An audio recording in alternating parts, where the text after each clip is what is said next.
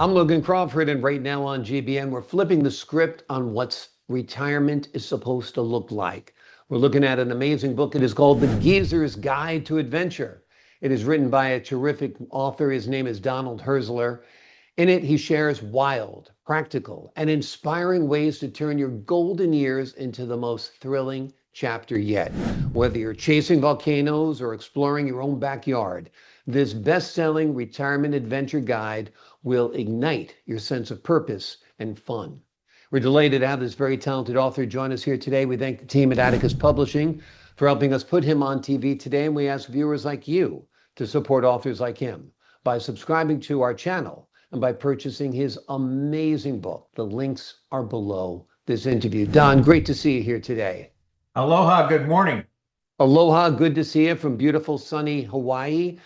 How long have you lived in Hawaii, and is that part of your post-retirement adventure? We started coming here in 1969. My wife and I have been married for something like 56 years, and Wow. her grandparents lived on this island. And so we started coming here a long, long time ago. When I retired in 2008, we moved here. So it's been what, I don't know, 16 years or something like that. And I have to say, although I've had a wonderful life and a wonderful career, this has been the happiest time of my life. Yeah, I'm sure. It's, weather is really important and your environment is really important. If you're in a beautiful place with lots of sunshine, with beautiful beaches and gorgeous mountains, it impacts the quality of your life in a positive way, wouldn't you say? Well, I actually did a book, a couple of books really on that whole subject of how we picked here. My wife and I had moved 14 times. I was a corporate CEO and moved all over the country and worked all over the world. And so when it came time to retire, we were a little bit confused. So I invented a process. I'm kind of a process-driven guy, and I invented a process that anybody can use. It's very simple, that kind of helped us narrow down where we would want to retire. And in short order, certainly less than an hour, it came down to Kailua Kona, Hawaii, because of exactly what you mentioned. We'd lived in Chicago for 24 years and loved it. It was great. Didn't particularly like the winters. And we're, I'm so old now, I can't apply this term to myself, but we're athletic. Mhm. And I'm 78 years old, so I'm a lot less athletic than I was, but we still like to get out and run and walk and swim in the ocean and the like. And this is a place you can do that 365 days a year, assuming you don't have a tsunami warning like we had this week. But we can get out. It's 85 degrees every day of the year. The ocean is 78 to 80 degrees every day of the year, and it fits our lifestyle. Wonderful, wonderful. What do you think the biggest problem most retirees face when they're no longer doing that 9 to 5 or 10 to 6 or 8 to 7 or whatever they were working routine again? That's a great question. Thanks. I am quite sure that the biggest problem I see people of my age face Mhm. is a loss of focus on making their dreams come true. Mm. They work their whole career, 40 plus years probably, to make their dreams come true. And they did, their financial ones, their family ones, their career ones. Hopefully those all came true, or it is what it is. They've completed that cycle. But we all have dreams. Even as a kid, I had major league dreams. Some of those you do have to give up on. I am not going to win that seventh game in the World Series anymore. And Right. I'm not going to win that Olympic gold medal. But I am going to get to go to places in Africa that I've dreamed about my whole life. I am going to get to go into the ocean and swim with great big animals, Mhm. sperm whales, and everything else that you can think of. I can make that happen. And what I see happening with folks my age and even quite a bit younger is they give up on that part. They say, "Oh, I'm too old for that." That is an excuse. We are not too old to do those things. It's a limiting belief. Once you think that you're too old for this or you can't do it it's just an excuse, and you're really compromising your life. I mean, continue to dream big, continue to achieve whatever achievement is to you, and continue to plan and create. And I think that makes a happy, rewarding life. You've got lots of adventures in this book. Talk to me about one that's a real standout to you that really pushed you to your limits. Well, I'm trying to think if it's in the book. It's not in the book. So Okay. I'm going to tell you one that happened because of the book. So I said, I'm going to be doing some radio shows and this, that, and the other. And I would like a new story to tell that kind of encompasses all the things that I talk about in the book. And in the book, I talk about pushing your limits, getting outside your comfort zone, doing so safely, Mhm. doing so economically, doing so with some training and professionals around you, and with a backup plan if everything goes wrong, so that you can get back in the boat safely, if you will. Yeah. And what do we do? So Linda and I decided we would go down to the Cook Islands, which is 5 or 6 hours south of here by airplane. And it's kind of like Tahiti. It's one of the most beautiful places I've ever been. And we would have an adventure, and then I'd have a new story to tell. Well, it turned out to be much more of an adventure than we planned on. So the idea was we would swim out in an atoll out to the barrier reef, which was at least a half a mile out, and then through a passage in that reef. And when you get through that passage, there's about 15-foot surf. We would get to the surf line and turn around and come back. And since we're professional photographers, we would photograph our way back. We didn't do much photography on the way out because it was 5:30 in the morning and we were on a ripping outgoing tide. So Right. it flew us out there. When we turned around to come back in, someone, I think that would be me, had misjudged the tide table. And the tide was still outgoing in like a jet engine. And so we turned to swim back to the beach, my 75-year-old wife and my 78-year-old self. And it was a 2.5 hour swim to get back to the beach. Now, thankfully, I'm not as dumb as I look, although sometimes I am. But I had arranged to have two big watermen with us, one on a paddleboard and one swimming. And the instruction I gave him was leave us alone unless you see us in real danger. And if we need help, we'll ask for it. And so as we turned and came back in, we started doing photography. And then I moved over to the reef because if you can get right next to the reef, you can avoid that current. And as I got next to the reef, I kind of reached out toward it and he yelled at me and came over and grabbed my hand just in time because there was a stonefish this big that I didn't see, and they'll kill you in 10 minutes.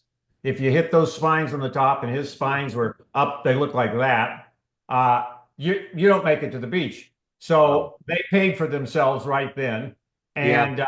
And then I said, we're having a little trouble swimming, so stay close to us. And they did. And we made it all the way back in. We made it to the sand, which was maybe this, we were about this deep at that point, so we could put our feet down. And my wife said to me, "Are you going to think less of me if I take a ride in from here?" Because we still had about No. a minute to go.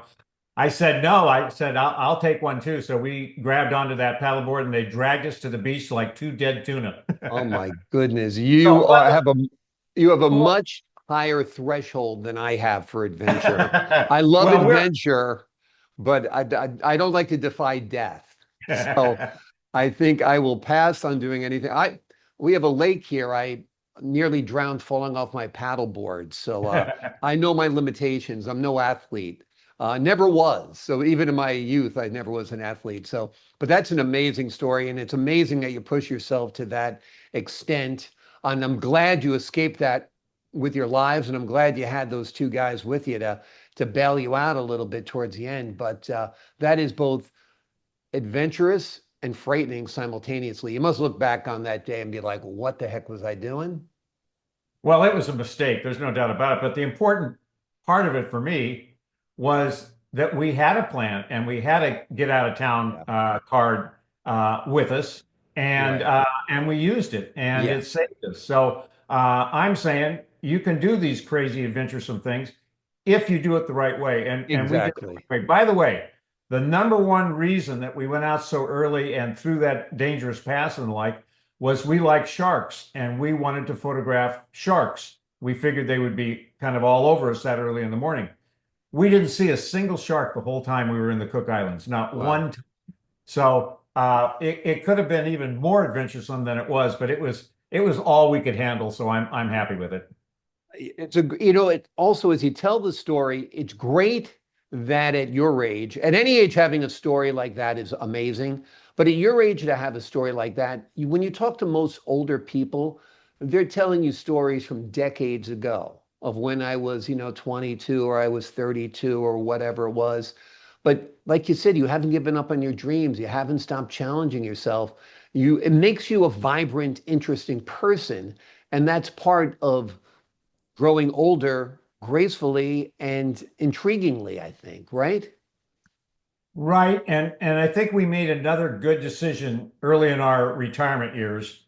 And that was that we were going to, I like a diverse set of friends.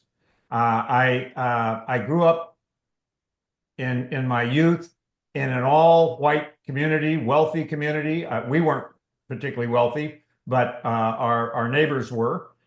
And I loved it. It was great. It was fine.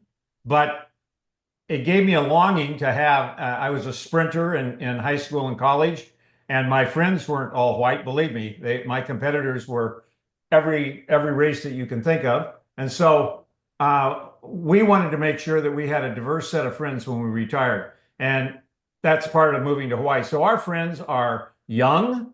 Yeah. A lot of them are poor. They're of every nationality that you can think of. And that helps keep us thinking young, whether we are young or not. They suggest things to us that just seem natural and easy and the like. And Linda and I quietly look at each other and go, "Uh-oh, we're in trouble again." And then we go out with them and they back us up and they train us and teach us and it works out fine. So I think who you surround yourself with in your retirement years and the like is a very important thing. Exactly, exactly. Yeah, without a doubt. If you're only around older people, not to, badmouth them, but you're gonna start hearing people complaining about their aches and their pains and Charlie who has cancer and all of it until, oh, please get me around some 30-year-olds, right? Well, you must have gone to dinner with us last week because that's we went with some of our older friends, and that was the whole topic of the night was medical issues and the like, and that's fine too. That's part of Yeah. diversity. I'm cool with that, but I'd like to hear some more Yeah, optimistic you'd things. like to hear somebody who's planning on getting a master's degree or getting an MFA in documentary making or something that Right. is pushing the limit and doing something that creative and fun. We're almost out of time here, Don, but let me ask you this. Somebody is sitting at home watching this now. They're not a retired CEO, they're more or less fixed income, but they'd like to jazz up their life a little bit and have an adventure. What's a good budget adventure you feel that somebody could take that would give them a little bit of a thrill, a little bit of purpose in their life? The majority of my book is written for the people you just described. Mhm. That people who've got wealth or means or the like, they can figure it out. Trust me, they can go wherever they want, do whatever they want. So I Yeah. didn't write the book for them. There's a little bit in the book for them. And even in that part, it's for how to do things first class, but on an economical budget. So Mhm. I've got some tricks for that I included in the book. But the book is for people who just have average incomes and the like. And the answer to your question is super easy. The answer to your question is get a national parks pass and go to as many of them as you can.